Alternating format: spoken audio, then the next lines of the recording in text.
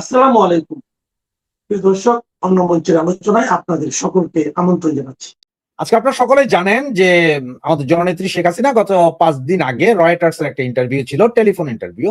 সেখানে উনি বলেছেন যে উনি ডিসেম্বরে বাংলাদেশে আসবেন। সেই বিষয়গুলো নিয়ে আমরা কথা বলবো এবং আমাদের কাছে সাথে কথা বলার জন্য আজকে আমাদের স্টুডিওতে আছেন আয়নজিৎ সেন। উনি ভারতীয় নাগরিক, উনি আন্তর্জাতিক সম্পর্ক বিশেষজ্ঞ এবং উনি India, Pakistan, Bangladesh, Sri Lanka, total Asia, south Asia নিয়ে উনি গবেষণা করেন। ওনাকে এনেছি আমরা। তো আজকের আমাদের মূল প্রতিপাদ্য বিষয় হচ্ছে যে শেখ হাসিনার প্রত্যাবনগিরের নতুন প্রশ্ন, পুশব্যাক নাকি প্রবেশ। তো চলুন সরাসরি ওনাকে যায়। নমস্কার দাদা, আপনি কেমন আছেন? নমস্কার। এই তো ভালো আছি। আপনি ভালো আছেন? জি জি দাদা। দাদা শান্ত সেরেনিয়াবাদ নামে একজন ভদ্রলোক বাংলাদেশে থাকেন, উনি আপনাকে নমস্কার জানিয়েছেন। উনি আমাকে ওনাকে আমার তরফ থেকে নমস্কার। দাদা আপনি তো জানেন যে আমাদের মাননীয় প্রধানমন্ত্রী শেখ হাসিনা উনি রয়টার্সে একটা ইন্টারভিউ দিয়েছেন এবং এটাই সম্ভবত সর্বপ্রথম কোন টেলিফোন ইন্টারভিউ। এর আগে আপনি একটা প্রোগ্রামের আয়োজন করেছিলেন বিভিন্ন সাংবাদিকদের নিয়ে দিল্লিতে, নেত্রীর একটা প্রোগ্রাম আয়োজন করেছিলেন, আপনি নিজে দেখাও করেছেন। তো ওনার এই ইন্টারভিউটাতে যেটা বললেন যে উনি ডিসেম্বরে ফিরছেন দেশে, বিষয়টাকে আপনি কিভাবে দেখছেন? এবং হঠাৎ করে টেলিফোন ইন্টারভিউ, এতদিন শুনতাম যে মেইল ইন্টারভিউ, এখন টেলিফোন, পরবর্তীতে কি আবার ভিডিও বার্তা আসবে কিনা যদি একটু বলতেন। দেখুন, আমার মনে হয় খেলাটা এগোচ্ছে। দ্বিতীয়ত আমার মুখের হাসিটা আশা করি মোটামুটি একটা ইঙ্গিত দিয়ে দেবে। তবে একটা জিনিস আমি এখানে বলবো যে আহ, মানে কিছুটা অর্থে এখন উনি যেরকম প্রাথমিকভাবে ইমেল ইন্টারভিউ দিতেন, এখন টেলিফোনে দিয়েছেন, হয়তো ভিডিও বার্তাও দিতে পারেন। আহ, মানে মানে একটু হলেও উনি কিন্তু এগোচ্ছেন এবং আমার মনে হয় যথাযথভাবে যেটা করা উচিত উনি কিন্তু সেটাই করছেন এবং করতে চলেছেন।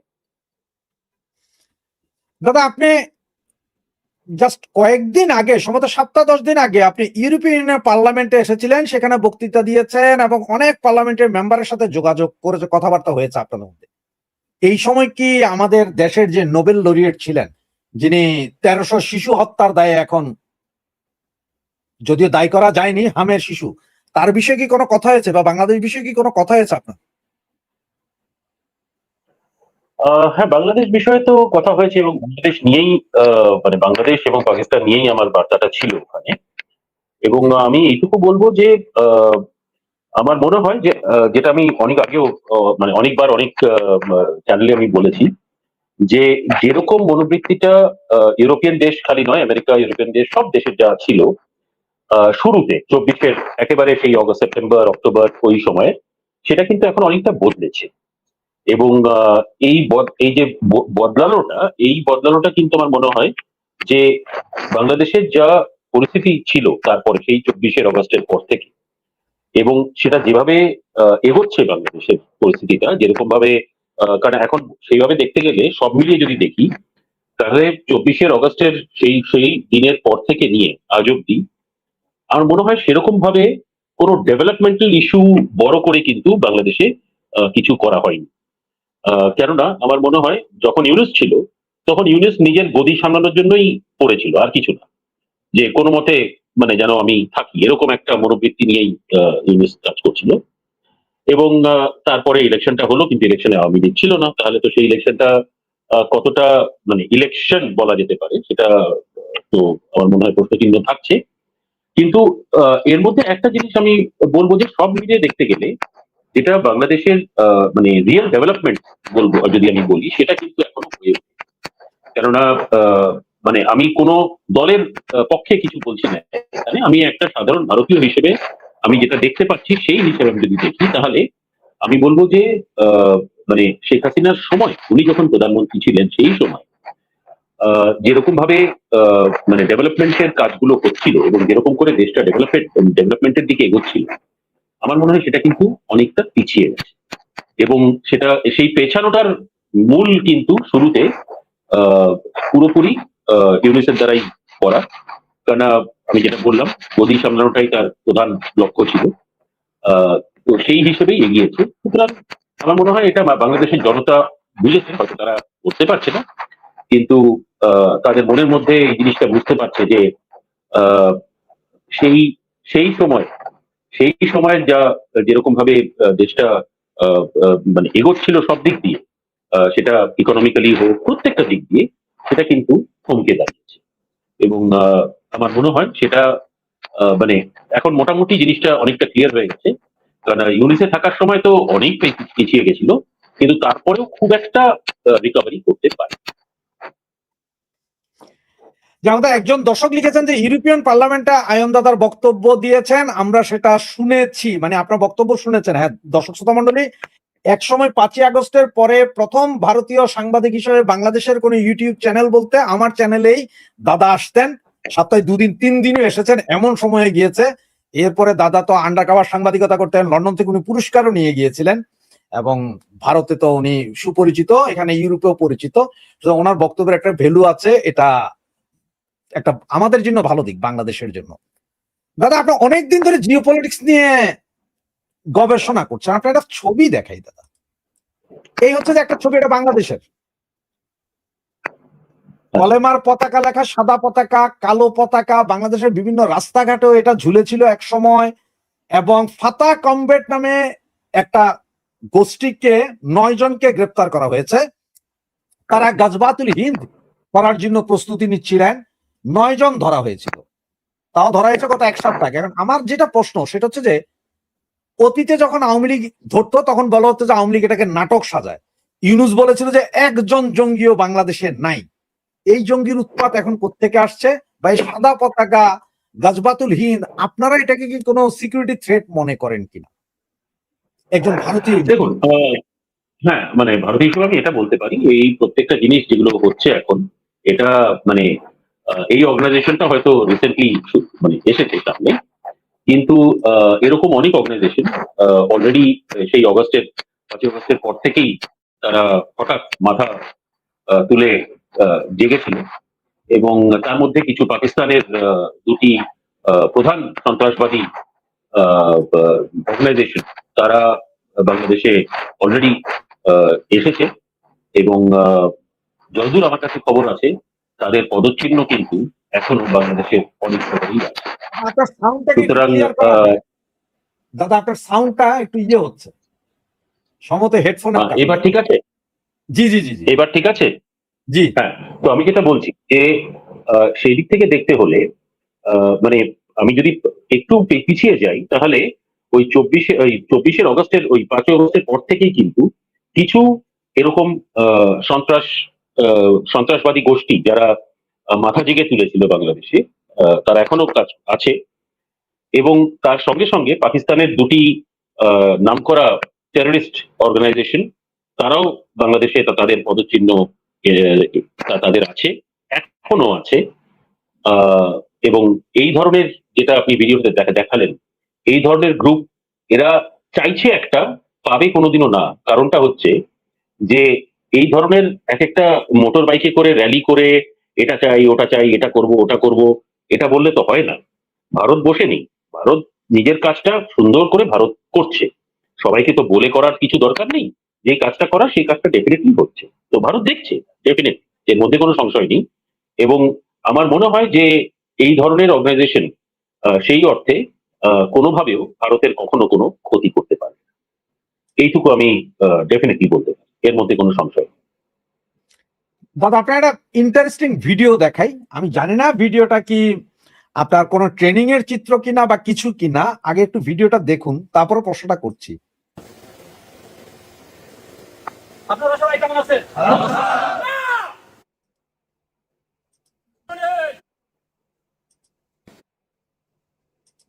সবাই জানেন শত্রুর হানাদার বাহিনী। আপনারা সবাই কেমন আছেন? আমি ভালো নেই। আপনারা সবাই জানেন শত্রুর হানাদার বাহিনী আমাদের বাংলাদেশের প্রাণ কেন্দ্র, সমুদ্র দেশের প্রাণ কেন্দ্র, খনিজ সমৃদ্ধ এলাকা রংপুরকে দখল করে নিয়েছে। সেই জন্য আমাদের রক্ত এখনো টকবক করতেছে। কখন আমরা বাংলাদেশের প্রাণ কেন্দ্রকে আমরা রক্ষা করতে পারবো, শত্রু মুক্ত করতে পারবো? কি ঠিক না? সবাই বলে না? Okay. আপনারা এখন আমার আদেশ শুনবেন এবং প্রয়োজনীয় পদক্ষেপ সবাই গ্রহণ করবেন। এটা যদি দাদা একটা ট্রেনিং এর অংশ হয়ে থাকে, বা যাই হোক জানি না, কিন্তু শত্রু রংপুর দখল করলো, যেখানে কথা হচ্ছে যে 7 সিস্টার দখল করে নিবে তারা, আবার এদিকে প্রপাগান্ডা চালাচ্ছে যে ভারত হয়তো আমাদের রংপুর চট্টগ্রাম দখল করে নিবে। সেই সময় এই ভিডিও বা এই ধরনের ভিডিও করা, এটাকে আপনি আসলে কিভাবে দেখছেন?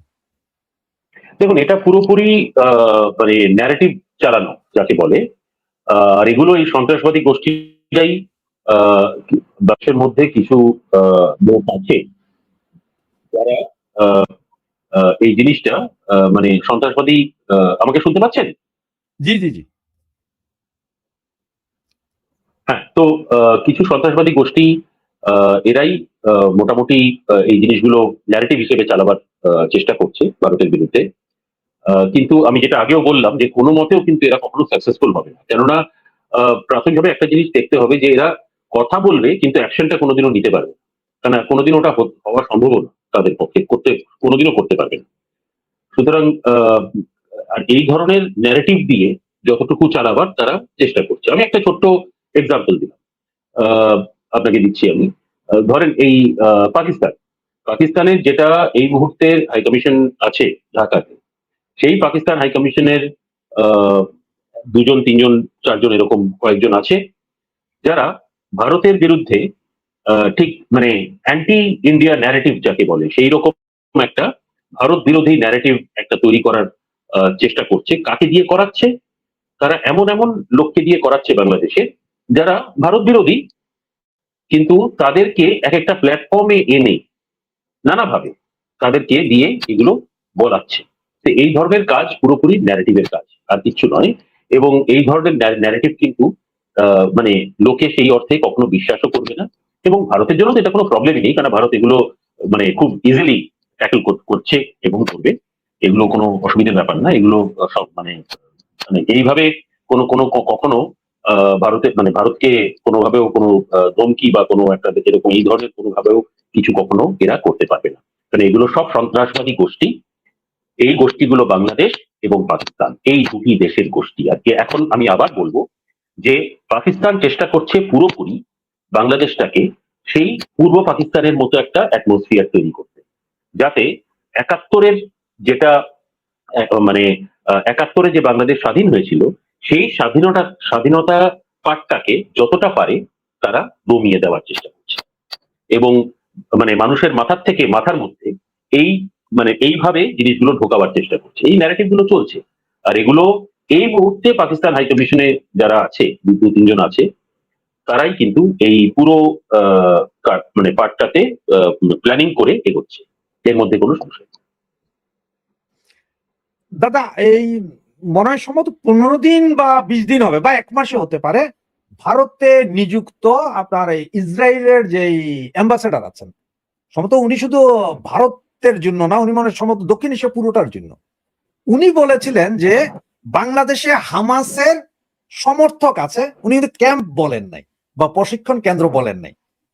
এর পরপরই দেখা গেল এই যে সাদা পতাকা কালো পতাকা, সে আইএস এর স্টাইল, এবং এরপরে ফাতা কমবেটের এরা ধরা খাওয়া। গতকাল আবার একটা মসজিদ মাদ্রাসায়, বাচ্চাদের একটা মাদ্রাসায় বোমা বিস্ফোরণে 5 জন শিশু আহত হয়ে হসপিটালাইজ। সবগুলো মিলে বা ওনার কথা, যে ইসরায়েলের যে অ্যাম্বাসেডার, ওনার কথা মিলে আসলে কি মনে হয় বাংলাদেশটা কি পাকিস্তানের সাথে মিলে কি আসলে জঙ্গিবাদের দিকে যাচ্ছে কিনা?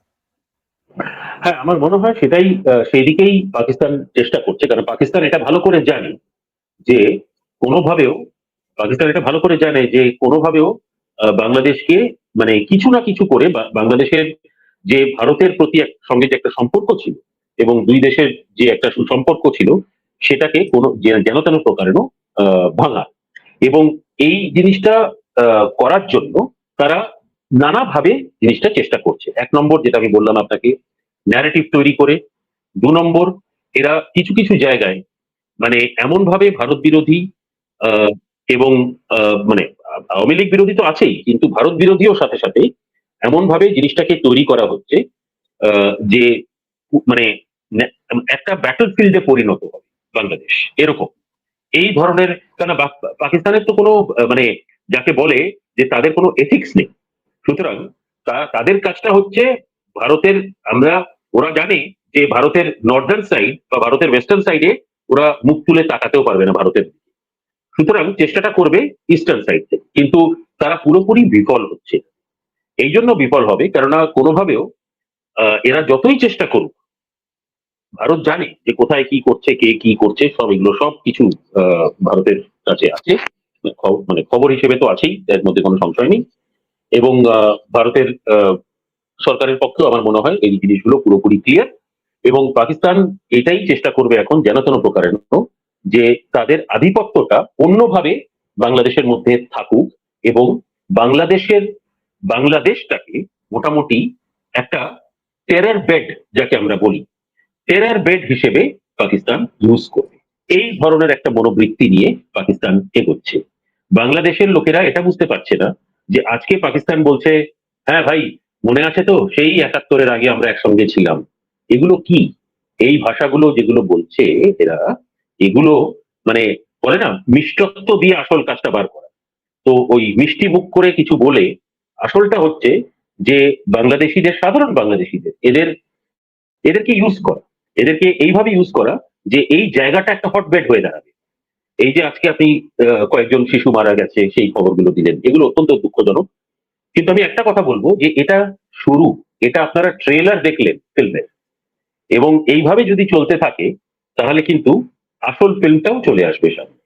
এবং সেই ফিল্মটা গিয়ে দাঁড়াবে যখন, তখন মানে এমন অবস্থা হয়ে যেতে পারে যদি এই টেররিস্ট গ্রুপগুলো সচল ভাবে বাংলাদেশে তাদের কাজকর্ম করতে থাকে, তাহলে কিন্তু বেশি দিন নেই, দেখবেন হঠাৎ একদিন সকালে সবকিছু চেঞ্জ হয়ে গেল। সুতরাং এই জায়গাটাতে আমার মনে হয় যে মানে ভারতকে, মানে ভারতকে নয়, বিশেষ করে মানে আমি বলবো মানে বাংলাদেশি যারা আছে তাদেরকে এই জিনিসটা বুঝতে হবে যে আমি কোনো পলিটিক্যাল পার্টির কথা বলবো না, কিন্তু তাদেরকে, সাধারণ জনতাকে এই জিনিসটা বুঝতে হবে যে তারা ইউজ হচ্ছে, তাদেরকে নানাভাবে পাকিস্তান ইন্ধন দিচ্ছে, মানসিক ইন্ধন যেটা আমরা বলি, সেই মানসিক ইন্ধন দিয়ে মানে যাতে এদের রূপটা বদলানো যায়। বাংলাদেশিদের যে মানসিক রূপ, যেটা ভারতের পক্ষে বিপক্ষে যেটাই আছে, সেটাকে পুরোপুরি বিপক্ষের দিকে নিয়ে যাওয়া। এবং এটা এই জন্য করছে কারণ এইভাবে করে এটার মানে কি দাঁড়ালো, এটার মানে একটাই জিনিস দাঁড়ালো যে বাংলাদেশকে তারা ইউজ করবে অ্যাজ আ প্ল্যাটফর্ম।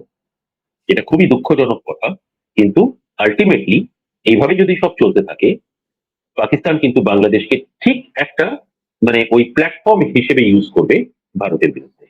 এটাই তাদের লক্ষ্য, এটাই, এইভাবেই কিন্তু তারা কাজ চালিয়ে যাচ্ছে। কারণ রাওয়ালপিন্ডিতে বসে যারা এই কাজগুলো সামলাচ্ছে পাকিস্তানের হয়ে, তাদের কাছে প্রত্যেক সপ্তাহে একটা করে রিপোর্ট যায় যে কি কাজ আমরা বাংলাদেশে করেছি, মানে কি কাজ পাকিস্তান বাংলাদেশে করেছে, এইরকম ভাবে একটা রিপোর্ট যায়। সেই রিপোর্টটা পাকিস্তানের চিফ অফ ডিফেন্স উনিও দেখেন। এবং এইটুকু আমি বলতে পারি যে এই পুরো জিনিসটা যেটা আপনি বললেন, এটা কিন্তু একটা টেররিজম হটবেড হিসেবে দাঁড়াতে পারে। আর কোথায় আমরা এমন বাংলাদেশকে দেখছিলাম যেটা উন্নতির পথে চলছিল, এবং সেটা হঠাৎ যেন একটা ব্রেক লাগলো, এবং ব্রেক লেগে গাড়িটা কিন্তু ওখানে দাঁড়িয়ে নেই, গাড়িটা পিছিয়ে যাচ্ছে। এটাই। দাদা, এখন আমার আসলে আমাদের হেডলাইনের মূল প্রশ্নে আসি। এই যে আমাদের নেত্রীর দেশে ফিরা, উনি তো ডিসেম্বরে আসবেন বললেন। এমনও হতে পারে যে উনি 2007 সালে মে মাসে যখন আসতে চেয়েছিলেন, ইংল্যান্ড থেকে যখন দেশে ঢুকছিলেন, তখন বাংলাদেশ থেকে সমস্ত বিমানকে বলে দেওয়া হয়েছিল যে ওনাকে যাতে কোনো ফ্লাইটে না তোলে। তো তেমনি যদি উনি ঘোষণা দেন যে উনি আসবেন, তখন হয়তো বাংলাদেশ সরকার ঘোষণা দিতে পারে দিল্লিতে শেখ হাসিনা যে ফ্লাইট ধরবে সেই ফ্লাইট ঢাকায় নামতে দিব না। ওই ধরনের পরিস্থিতি যদি হয়, তখন কি উনি বর্ডার দিয়ে আসবেন কিনা, বা আন্তর্জাতিকভাবে এটা কতটুকু সম্ভব যেভাবে একজন ব্যক্তিকে ঢুকতে না দাও? দেখুন, এক নম্বর যে ভারতের বিদেশ মন্ত্রণালয় অলরেডি এটা বলেছে যে মানে ভারতের ওভারঅল এই পুরো ইস্যুটা, মানে এই ইস্যুটা বলতে ওনার রিটার্নের কথা বলছি না, বাংলাদেশ নিয়ে, সেটাতে কোনো চেঞ্জ নেই। এবং দ্বিতীয়, যে কোনো ধরনের কোনো এক্সট্রাডিশন ম্যাটার যদি হয় এটা, তাহলে সেটা লিগালি করতে হবে, এবং এটা একটা লিগাল ইস্যু, সুতরাং সেটা লিগালি দেখা যাবে। এখন উনি যদি মানে কোনো ফ্লাইট না নিয়ে উনি যদি পদযাত্রা করে মানে বর্ডার ক্রস করার কথা ভাবছেন, বা যদি ওটাই করতে হয় শেষে গিয়ে, বা ওরকম কিছু একটা পরিস্থিতি দাঁড়ায়, তাহলে কিন্তু আমার মনে হয় যে এটা ইতিহাসে কিন্তু রচিত থাকবে। এবং আরেকটা জিনিসও বলবো যে আহ, ওরা যে এখন বলছে যে নামলেই ধরবো, নামলেই জেলে ঢোকাবো, ওরা থাকবে তো ওই সময় জেলে ঢোকাবার জন্য বা ধরার জন্য? আমার এই প্রশ্নটা ওদের জন্য রইল। আশা তবে করি দাদা আমরা এত যা শুনতে পাচ্ছি, ওরা বলছে যে বিমানবন্দর দিয়ে আসতে দেওয়া হবে না, আর যদি পদযাত্রা করে যদি উনি আসার চেষ্টা করেন তাহলে তাকে পুশব্যাক করা হবে। সেই ক্ষেত্রে আসলে পরিস্থিতিটা কি দাঁড়ায়, যে পুশব্যাক কিভাবে, কি পুশব্যাকের কি সিস্টেম? না, পুশব্যাকে দেখুন, এটা আমি আমার ব্যক্তিগত দিক থেকে বলছি যে পুশব্যাকের পার্টে এখন উনি যদি মানে বাই ফুট, অন ফুট যদি বর্ডার ক্রস করতে চান বিমানে না এসে, এবং সেখানে যদি বলা হয় না আপনি কিন্তু মজার ব্যাপার যে অনেকে বাংলাদেশ থেকে বলেছে যে না না উনি আসুন, উনি আসুন, উনি আসলেই আমরা জেলে পুরবো। তার মানেটা কি? একদিকে বলা হচ্ছে উনি আসুক, উনি আসবেন, তারপরে আমরা ইমিডিয়েটলি কোনো অ্যাকশন নেব। আর অন্যদিকে বলা হচ্ছে যে আহ, ওনাকে ঢুকতেই দেব না। আরে স্ট্যান্ডটা আগে ক্লিয়ার করো, আগে নিজেদের স্ট্যান্ডটাকে ক্লিয়ার করো, কি করবে কি করবে না। একজন বলছে ঢুকতে দেব না, আরেকজন বলছে আসুক আসুক আসুক, আসলেই আমরা গ্রেফতার করবো। আরে দুটো জিনিস কেন হবে? যে কোনো একটাতে আসুক, মানে একটা যে কোনো হতে পারে। তার মানে যেটা আমি বললাম যে দুজনের ওই দুটো, মানে ওদের দুজনের মধ্যেও একটা মতভেদ আছে যে মানে কি রকম ভাবে কি হচ্ছে আর কি পুরো জিনিসটা।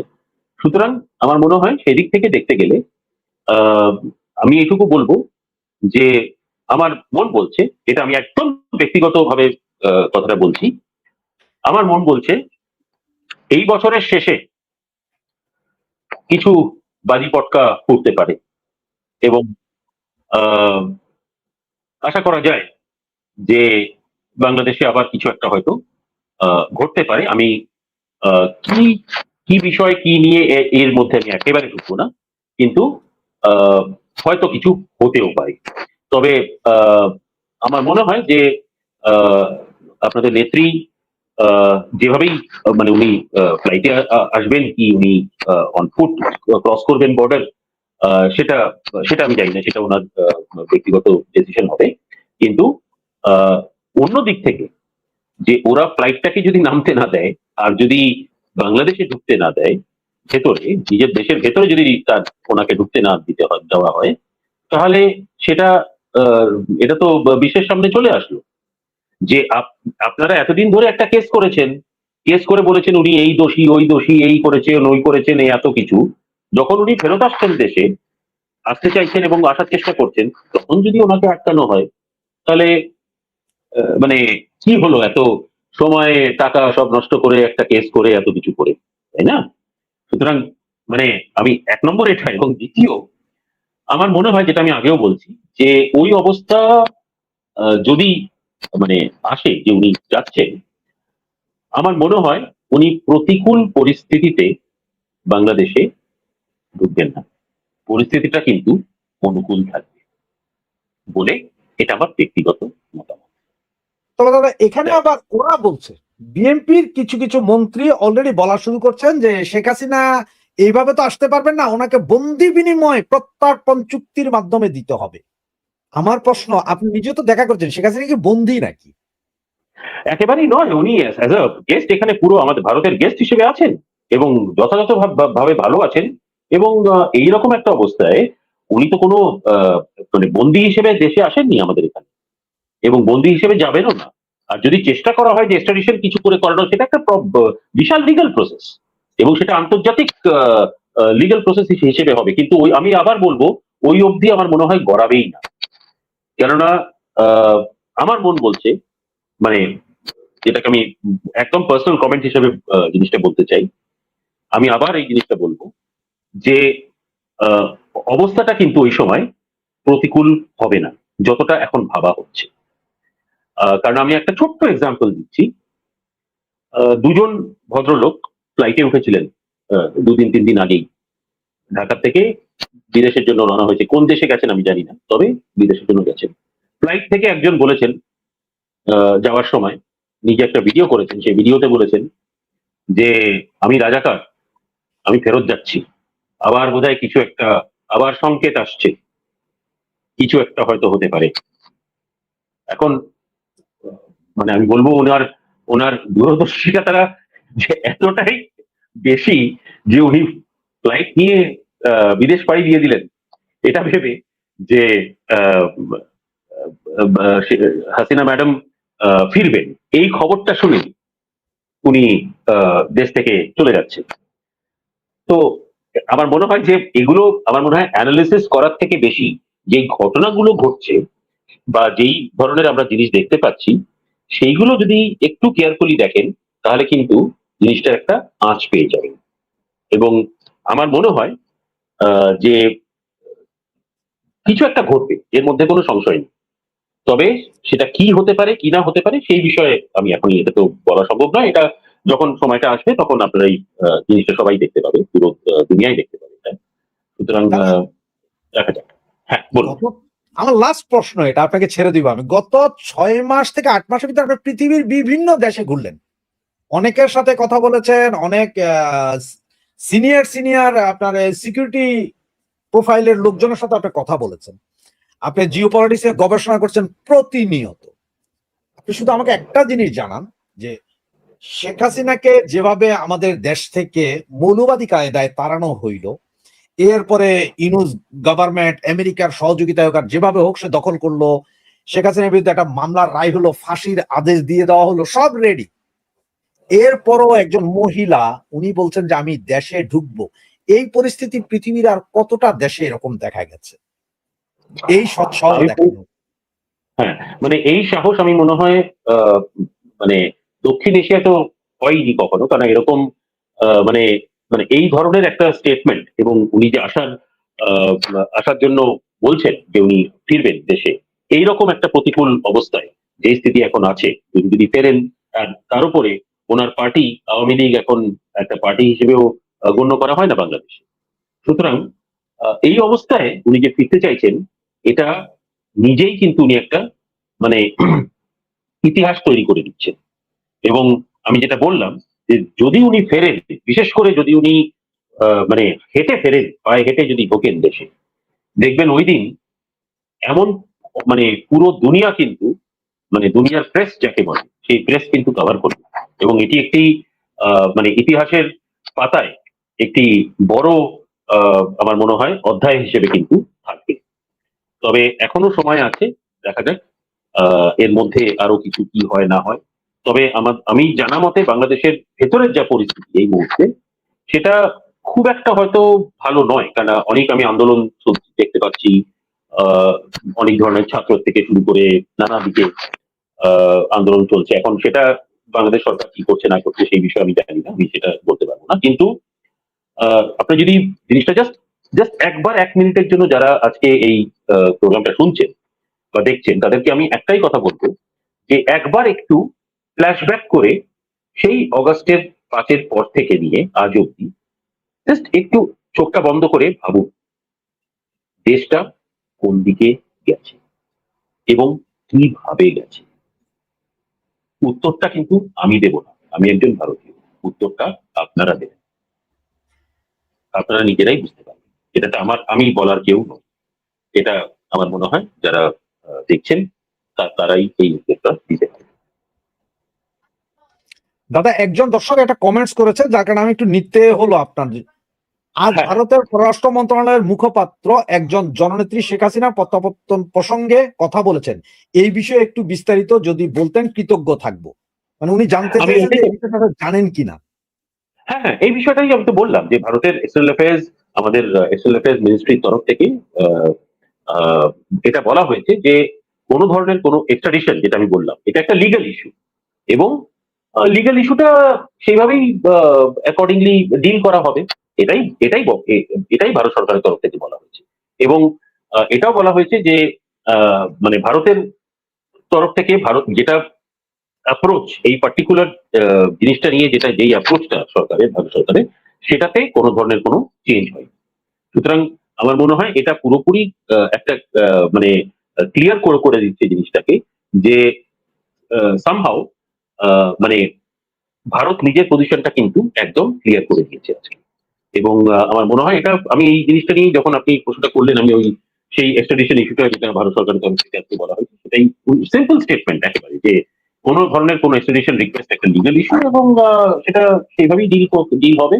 এবং ভারতের তরফ থেকে কোনো অ্যাপ্রোচে সেই ম্যাটারের অ্যাপ্রোচে কোনো চেঞ্জ নেই। সুতরাং মানে এটা ভারতের তরফ থেকে এই জিনিসটাই জানানো হচ্ছে।